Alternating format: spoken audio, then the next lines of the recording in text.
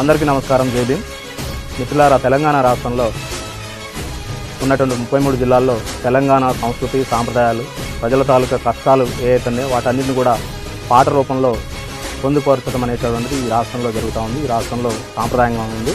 పూర్వం చందాల కేశవదాస్ దగ్గర నుంచి, గుమ్మడి విఠలరావు గారి దగ్గర నుంచి, గోరేటి వెంకన్న గారి దగ్గర నుంచి, గూడా అంజన్న, జయరాజ్ గారు, అలాగే సాయి చందు, రేంజర్ల రాజేష్, అలాగే వీరందరూ కూడా జాతి అభ్యుదయం కోసం కష్టజీవులు, కార్మికులు, రైతులు, కూలీలు, దోపిడీ శక్తులకు వ్యతిరేకంగా పాటలు అల్లి పాడినటువంటి కవులు, కళాకారులు, మేధావులు.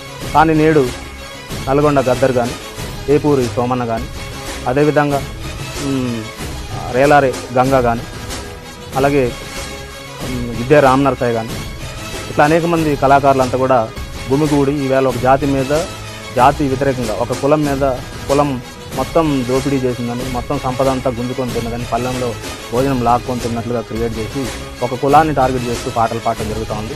మొన్న ఈ మధ్య కాలంలో అమిత్ షా గారు దేశవ్యాప్తంగా, ప్రపంచవ్యాప్తంగా పేరెన్నికగలిగినటువంటి డాక్టర్ బాబాసాహెబ్ అంబేద్కర్ గారిని ఏకవచనంతో అంబేద్కర్ అంబేద్కర్ అంబేద్కర్ అన్నటువంటి సందర్భంలో మీరు ఎవరైతే ఏ కులాన్ని అయితే కించపరుస్తూ, ఏ కులాలను అయితే కించపరుస్తూ మాట్లాడారో, ఏ కులాలను అయితే ఏ కులం నుంచి రాజ్యాంగం రాసినటువంటి వ్యక్తిని కించపరుస్తూ మాట్లాడారో, ఆ మాట్లాడినటువంటి